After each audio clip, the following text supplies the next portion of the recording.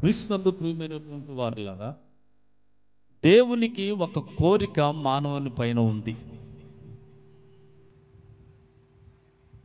దేవుడు నిన్ను బట్టి ఏం కోరుకుంటున్నాడు, నీ నుండి ఏమి ఆశిస్తున్నాడు? అసలు దేవుని కోరికేంటి? మనుషులకు ఎన్నో కోరికలు ఉంటాయి. మనం అన్ని కోరికల్ని కోరుతూ ఉంటాం. దేవుడు నిత్యము నీ అడిగిన ప్రతిదీ ఆయన తీర్చడానికి సిద్ధంగా ఉన్నాడు.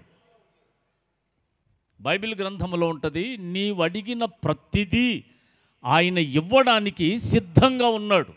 దీవెనైనా ఆశీర్వాదమైనా నీకేది కావాలన్నా నీవు ఆయన సన్నిధిలో ఆయన మాట ప్రకారంగా జీవిస్తూ ఆయనను అడిగితే ఆయన ఏదీ కాదన్నాడు. కానీ దేవునికి ఒక కోరిక ఉంది. దీన్ని కూడా మనం తెలుసుకోవాలి. ఆ కోరికను తీర్చడానికి మానవులు ఎన్ని సంవత్సరాల నుండి వాక్యాన్ని వింటూ ఉన్నా, లేక దేవునిలో ఉన్నా, దేవుని మాట వింటూ ఉన్నా, దరిదాపుల్లోకి వచ్చినట్లుగా కనిపిస్తాము. వచ్చినట్టుగా మరలా తిరిగి దూరం అయిపోతూ ఉంటాం దేవునికి. మన అలవాటు అది, మన ఆలోచన అది. అయితే మనందరం కూడా అనొచ్చు, దేవుడు ఏం కోరుకుంటున్నాడు నా గురించి, దేవునికి ఏం అవసరం నా నుండి? ఆయనే కదా అన్నీ ఇచ్చేవాడు, ఆయనే కదా అన్నింటినీ కలుగు చేసినవాడు, ఆయనే కదా అన్నింటినీ మనకు ఇస్తానని వాగ్దానం చేసినవాడు. ఇక నా నుండి ఆయన కోరేదేంటి అనేటువంటి ఆలోచన మనందరికీ రావచ్చు. క్రీస్తునందు ప్రియులారా, మనందరికీ ఒక కోరిక ఉంటుంది. మనందరం కూడా ప్రతి ఒక్కరూ పరలోక రాజ్యానికి వెళ్ళాలి, పరలోక రాజ్యాన్ని చూడాలి అని. ఆయన సిద్ధమే నీకు ఆయన రాజ్యాన్ని ఇవ్వడానికి. ఆయన మాట వినడానికి మనం సిద్ధంగా ఉన్నామా? ఆయన మాట ఎంతవరకు మనం గమనిస్తున్నామో ఆలోచిస్తున్నాం. ఒకసారి ఐగుప్తు ప్రయాణంలో కూడా దేవుడు అడుగుతాడు వాళ్ళని, నా నుండి నేను ఏమి తక్కువ చేశాను, మీకు ఏ దీవెన తక్కువ చేశాను? మీకు గాలి, నీరు, వెలుతురు సమస్తమును నేను ఇస్తూ వస్తున్నాను. మీకంటూ ఏది నేను తక్కువ చేయలేదు, అన్నింటినీ ఇస్తూ వచ్చాను. కానీ ఎందుకు మీరు ఇలా ఉన్నారు? అన్ని ప్రశ్నలకు అన్నింటికీ ఆయన సమాధానం ఇచ్చి ప్రతి మనిషిని ఆయన ఏది కొదవ లేకుండా ప్రతి మనిషికి ప్రతి అవసరతను ఆయన తీర్చుకుంటూ వచ్చాడు. మనం అడుగుతాం ఈరోజు కూడా, ఏం చెప్పాడు దేవుడు అని. బైబిల్ గ్రంథంలో మనందరం కలిసి ఒకసారి వాక్యాన్ని చదువుకుందాం. బైబిల్ ఉన్నటువంటి వారు మీకా గ్రంథము 6వ అధ్యాయం. ప్రియులారా, గమనించాలి దేవుని మాటల్ని. కొద్ది నిమిషాలు, 8:30 వరకు నాకు సమయం ఇచ్చాడు. ఆ సమయంలో నేను పూర్తి చేయాలి, ఎందుకంటే నా తర్వాత మళ్ళీ దైవజనులు ఉన్నారు కనుక. దేవునికి మహిమ కలుగును గాక. మీకా గ్రంథము 6వ అధ్యాయము 8వ వచనం. మనుష్యుడా, ఏది ఉత్తమమో అది నీకు తెలియజేయబడి ఉన్నది. ఆయన బైబిల్లో వ్రాసినప్పుడు మనుష్యుడా, ఇక్కడ ఉన్నటువంటి మనందరము మనుష్యులమే. ఆయన మనకు ఒక ఛాన్స్ ఇస్తున్నాడు. అంటే ఆయన చెప్పిన మాటలు అన్నీ మనకు జ్ఞాపకాలు ఉన్నాయా లేవా అని చెప్పడానికి, మనుష్యుడా ఏది ఉత్తమమో అది నీకు తెలియజేయబడి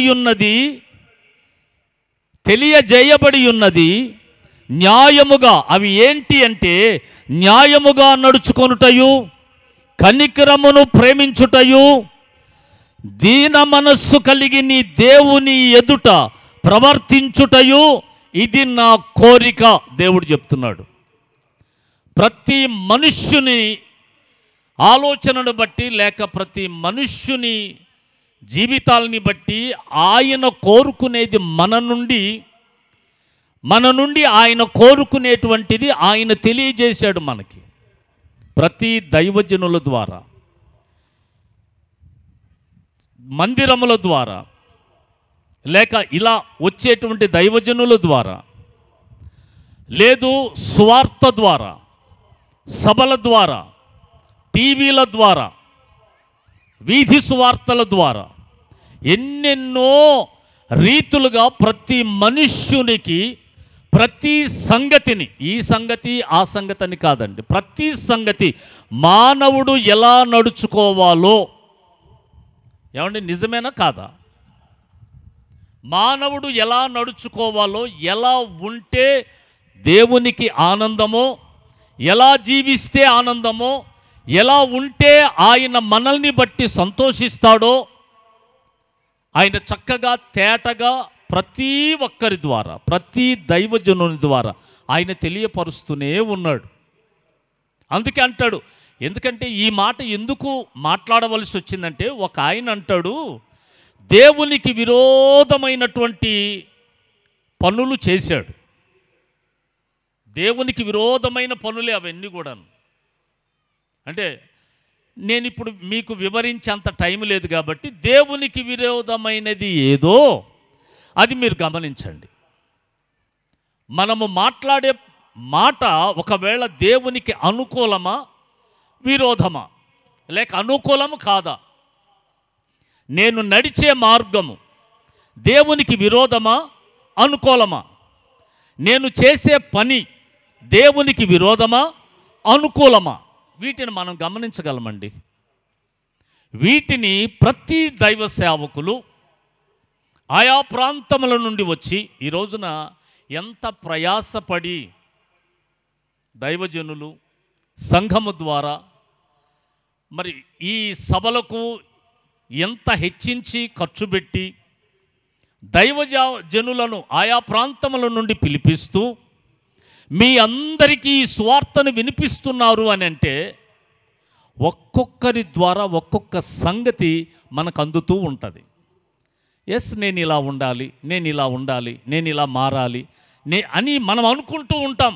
అనుకునే ప్రయత్నాన్ని మనకు వారు తెలియపరుస్తుంటాడు. మనం ప్రయత్నంలోనికి వెళ్ళిపోతాము, కానీ దాన్ని మధ్యలో మళ్ళీ విరమిస్తున్నాం.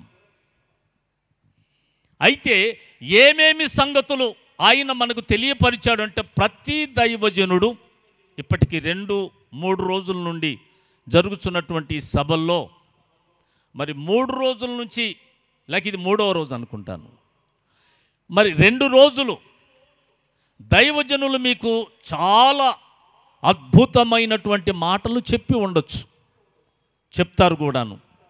ఆ అద్భుతమైనటువంటి మాటల్లో ఏదైనా మనం మిస్ అయితే దాన్ని మనం పోగొట్టుకున్న వాళ్ళం అవుతాం.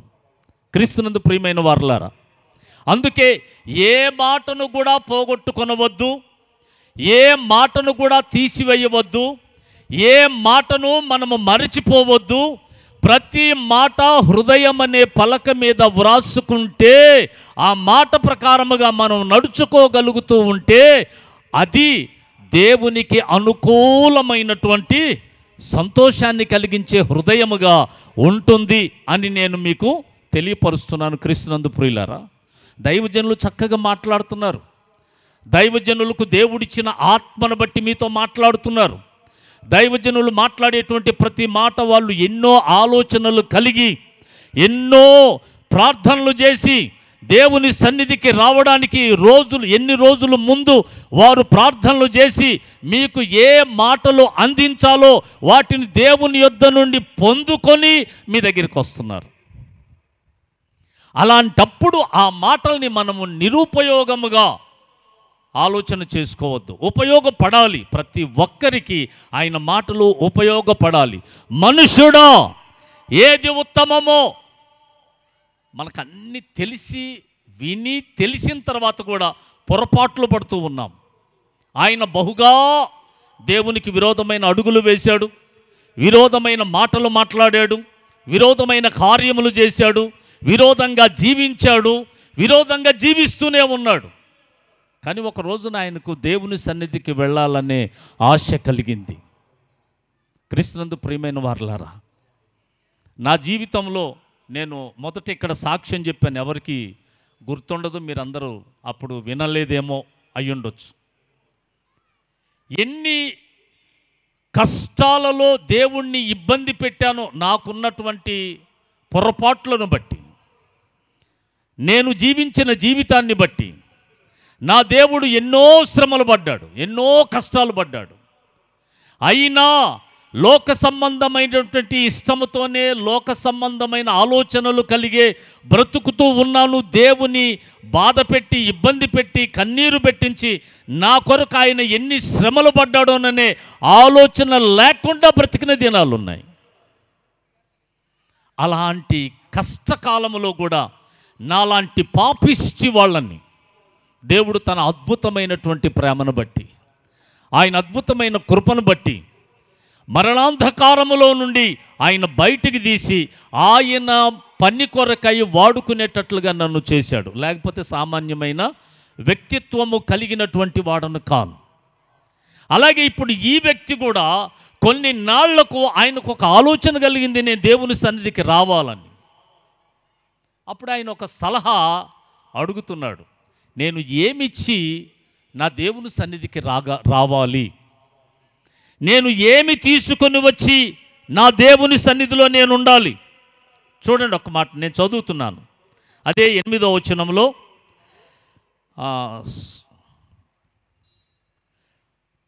8కి ముందు 9వ వచనంలో వ్రాయబడి ఉంటుంది. ఒక్క మాట చూద్దాం క్రీస్తునందు ప్రియులారా. 6, 7 వచనాలు.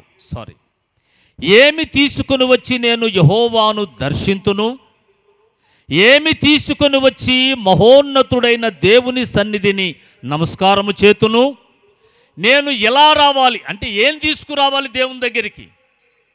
ఆయనకు అర్థమైంది ఏంటి అంటే, మాలాంటి వాళ్ళకి అర్థమయ్యేది ఏంటంటే, ప్రభువును నమ్మనప్పుడు లేక ఆనాడు నేను ఉన్నట్లుగా ఈనాడు ఉన్నటువంటి ప్రతి ఒక్కరికి అర్థమయ్యేది ఏంటి అంటే, దేవుని సన్నిధికి ఏమైనా తీసుకుంటేనే అక్కడికి వెళ్ళాలి. కాదండి, దేవుడు అంటున్నాడు ఏమి తీసుకొని వచ్చేది కాదు. ఆయన అడిగే మాట, ఈయనేమో నేనేమి తీసుకొని రావాలి, ఏమి ఇవ్వాలి, ఏమి తీసుకొని వచ్చి నీ సన్నిధిని నేను నమస్కారము చెయ్యాలి అని ఈయనంటున్నాడు. అక్కడ ఒక మాట ఏమంటాడంటే, వేలాది నదులైన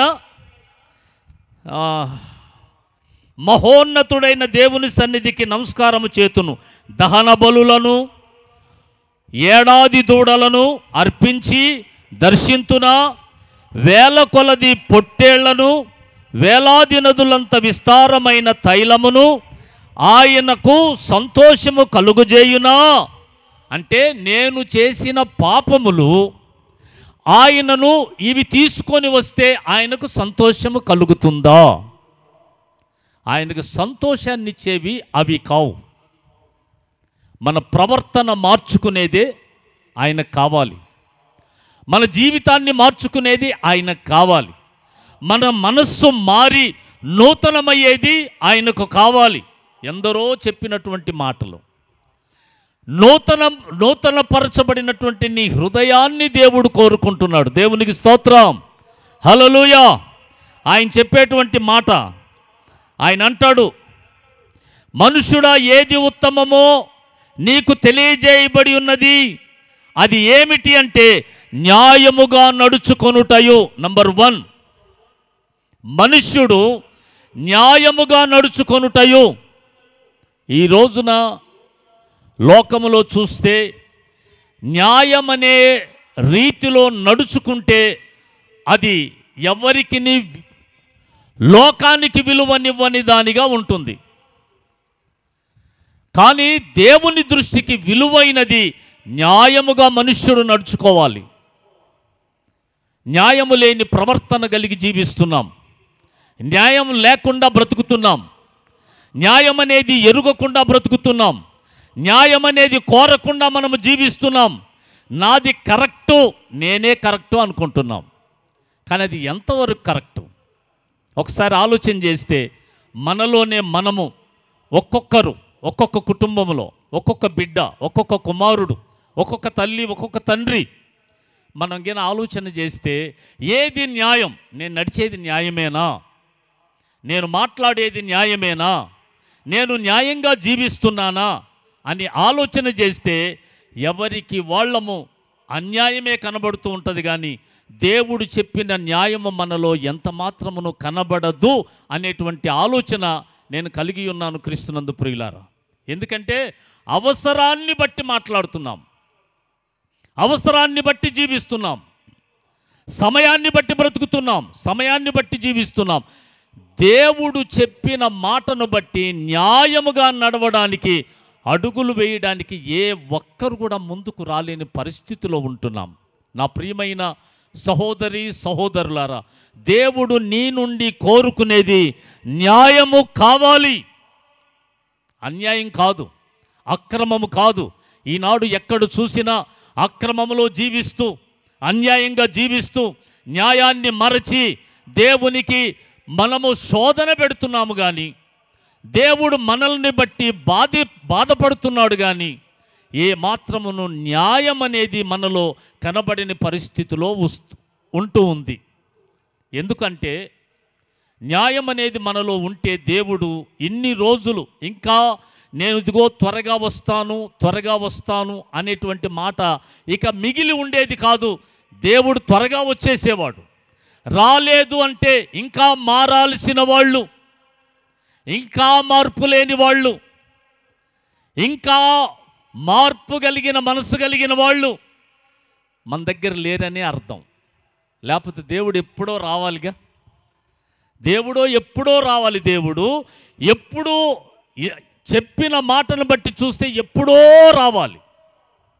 ఎప్పుడో రావలసిన దేవుడు ఇంకా రాలేదు అంటే న్యాయము భూమి మీద ఉందా అని ఆలోచన చేయాలి. నిజంగా భూమి మీద ఉందో లేదో అని మనం ఆలోచన చేయకంటే నాలో ఎవరికి వాళ్ళు, నాలో న్యాయము ఉందా, నేను న్యాయంగా జీవిస్తున్నానా, నేను న్యాయంగా మాట్లాడుతున్నానా, నేను న్యాయంగా ప్రవర్తిస్తున్నానా, న్యాయము నాలో ఉందా, దీన్ని మనం గమనించగలిగితే ఖచ్చితంగా దేవుడు ఆయన ఉన్నతమైనటువంటి కృప భూమి మీద చూపక మానడు. దేవునికి స్తోత్రం. క్రీస్తునందు ప్రియమైన వారలారా, అందుకే ఆయన అంటున్నాడు, ఒకటి న్యాయముగా నడుచుకొనుటయు, కనికరమును ప్రేమించుటయు. న్యాయంగా నడవాలి. ఒకటి కనికరము కలిగి, కనికరముతో ప్రేమ కలిగి మనము భూలోకంలో జీవించాలి. కనికరమైన ప్రేమ అంటే జాలిగల ప్రేమ ఎక్కడ కలుగుతుంది చెప్పండి? బైబిల్లో మీకా భక్తుడు రాసిన మాట, కనికరమును ప్రేమయు. మనిషిలో కనికరం ఉండాలి, ప్రేమ ఉండాలి. ఈ రోజుల్లో చూస్తే కనికరము కరువైపోయింది, ప్రేమ కరువైపోయింది. కనికరం అనేది ఒక మనిషిలో ఉంటే ఎదుటివారికి ఇబ్బందిని కలుగజేయరు, ఎదుటివారికి హాని కలుగజేయరు, ఎదుటివారిని దుఃఖపడనివ్వరు, ఎదుటివారికి శ్రమ రావాలనే కోరిక వారిలో ఉండదు. కుటుంబాల్లో కూడా చూడండి, ఏ కుటుంబంలో చూసినా, ఏ కుటుంబంలో మాట్లాడినా, ఏ కుటుంబంలో ఎన్ని కష్టాలు ఉంటూ ఉన్నాయో పాపం, ఆ కష్టాలు ఈ రీతిగానైనా తొలగిపోతాయేమో, నా దేవుని సన్నిధికి వెళితే, నా దేవుని సన్నిధిలో మోకరిస్తే, నా దేవుని సన్నిధికి వెళ్ళి అక్కడ చెప్పబడిన వాక్యాన్ని విని, అక్కడ వినబడినటువంటి వాక్యము నా హృదయం అనే పలక మీద వ్రాసుకొని నేను తిరిగి ఇంటికి వస్తే నాకు ఎంతో ఆనందం కలుగుతుందనే ఉద్దేశం కలిగి మనం వస్తాం. కానీ ఇంటికి వెళ్ళగానే మన పరిస్థితి ఎలా ఉంటుంది, మన బాధ ఎలా ఉంటుంది, మన ఇబ్బంది ఎలా ఉంటుంది, ఆ కనికరం అనేది కరువైపోయిన పరిస్థితిలో మనము జీవిస్తున్నాం. కనుక క్రీస్తునందు ప్రియమైన వారలారా, దేవుని వాక్యము వింటున్నటువంటి మనము కనికరము కలిగి దేవుడు మనపైన కనికరము చూపాడు, కఠినమైన ఆ శిలువ మ్రానును మోసాడు. ఆయన కనికరము చూపాడు, ఆయన శ్రమ పడ్డాడు. ఆయన కనికరము చూపాడు, ఆయన 3 మేకుల మధ్యన వ్రేలాడదీయబడ్డాడు. నీ కోసమే కదా, నా కోసమే కదా. ఆయన ఎందుకు అంత కనికరము చూపాడు? ఆయన త్యాగం. మనము కూడా అట్టి త్యాగము చేయాలంటే, అట్టి ఆలోచన కలిగి ఉండాలి అంటే దేవుని వాక్యాన్ని మనము గట్టిగా పట్టుకోవాలి అని అపోస్తలుడైన పౌలు గారు చెప్తారు. అందుకే 1 న్యాయముగా నడుచుకొనుటయు, కనికరమును, 2 ప్రేమించుటయు, దీన మనస్సు కలిగి. దేవునికి స్తోత్రం కలుగునుగాక. వాస్తవంగా చెప్పాలంటే 2 మాటల్లో మీకు చెప్పి నేను ముగిస్తాను. ఎందుకంటే దీన మనస్సు అనేటువంటి వస్త్రాన్ని మనం ధరించుకోవాలి. దీన మనస్సు.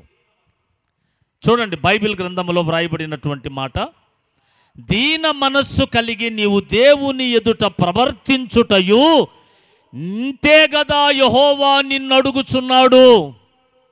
1 న్యాయముగా నడుచుకోవాలి, 2 కనికరము, 3 ప్రేమ, 4 దీన మనస్సు.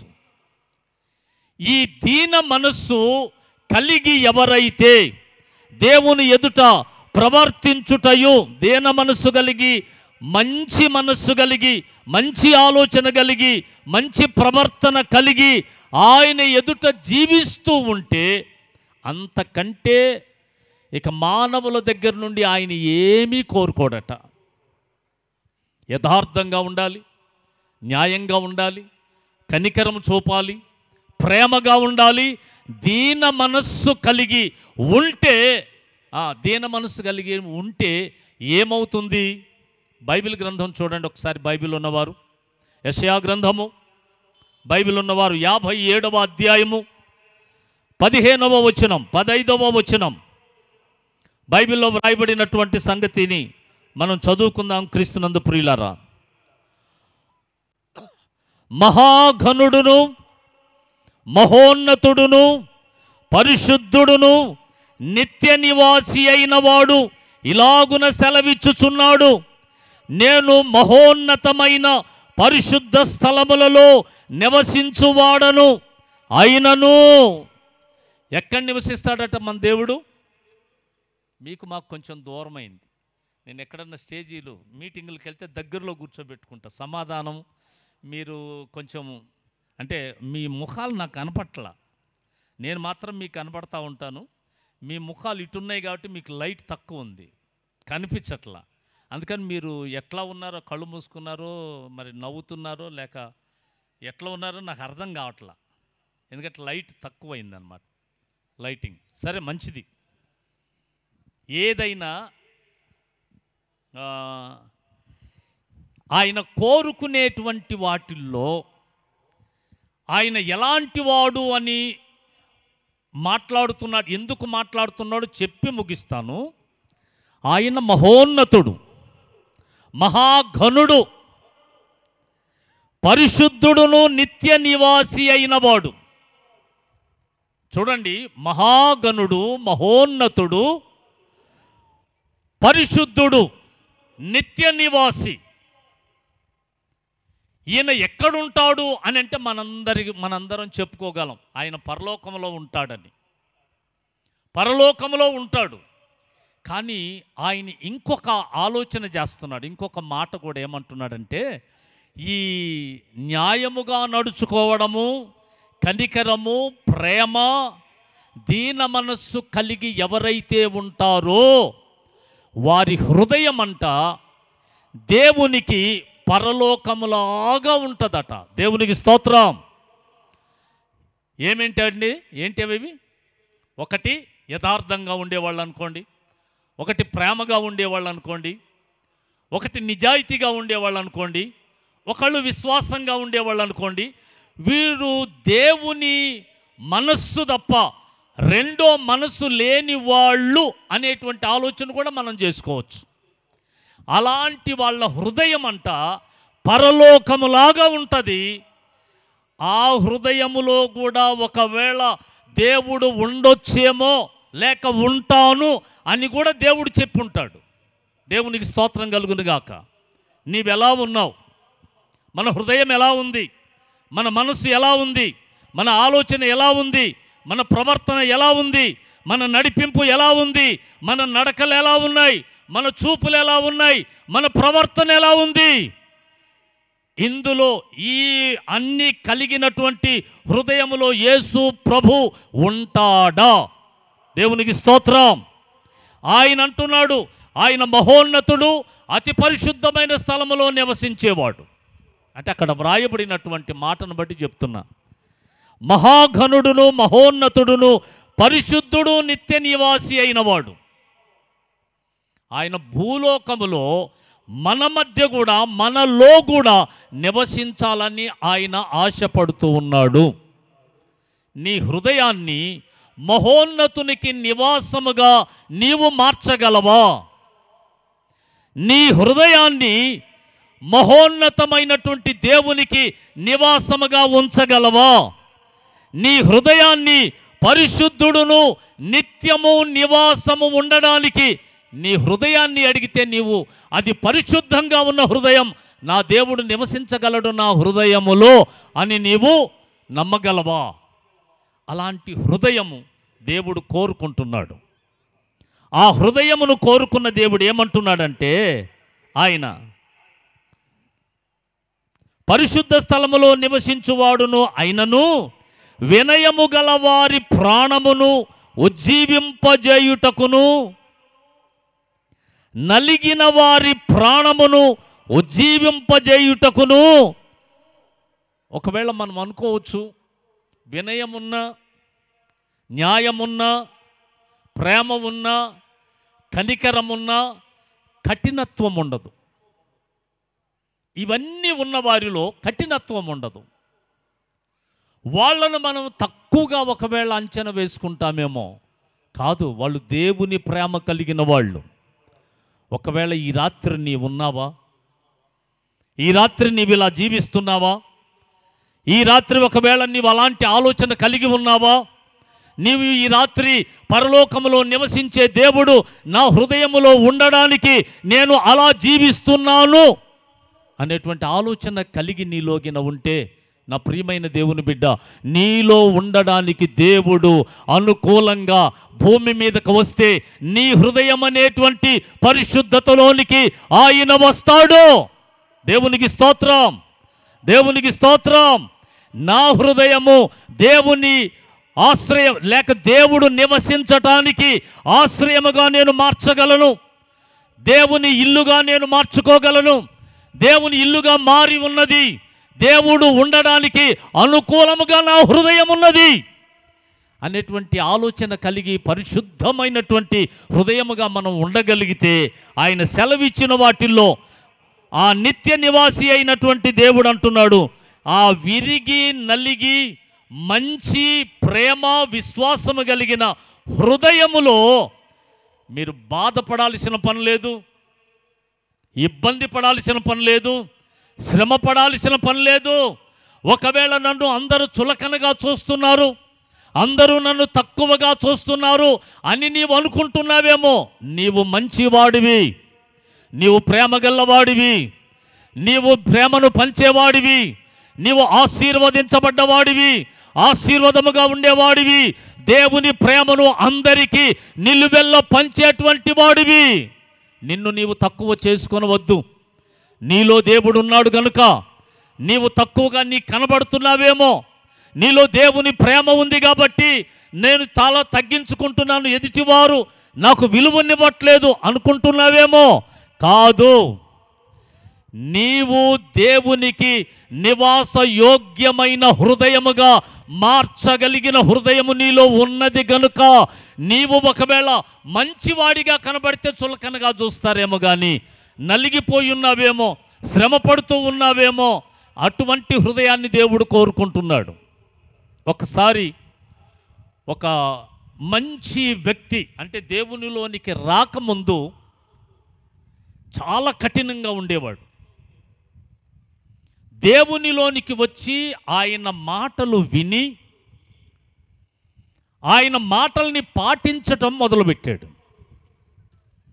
ఆయన మాటల్ని పాటించటం మొదలుపెట్టాడు. ఆ కఠినమైన మనస్తత్వం అనేది రాను రాను రాను రాను ఓ మెత్తని హృదయముగా, ఓ మంచి హృదయముగా మారిపోయింది.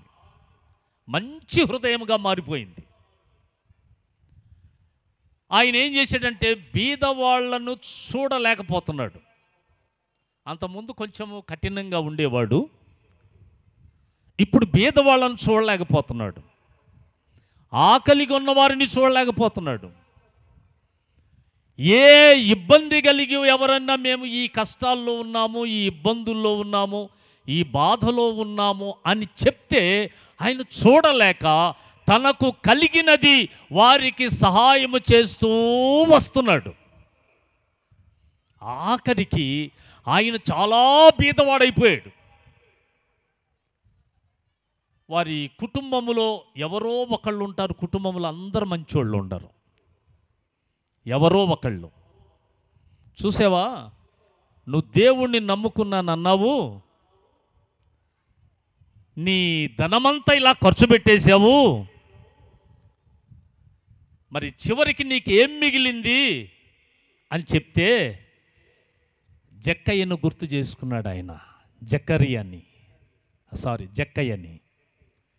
యేసు ప్రభువును తన ఇంటికి ఆహ్వానించి, ఇంటికి వచ్చిన తర్వాత అన్నీ నేను ఇచ్చేస్తాను ప్రభువా అన్నాడు. అప్పుడు ఆయనకు మరి నీకేముంటుంది, నీకేముంది అని అంటే, నాకు ఈ లోక సంబంధమైనవి ఏమీ లేకపోయినా నాకు నీవున్నావుగా ప్రభువా. దేవునికి స్తోత్రం.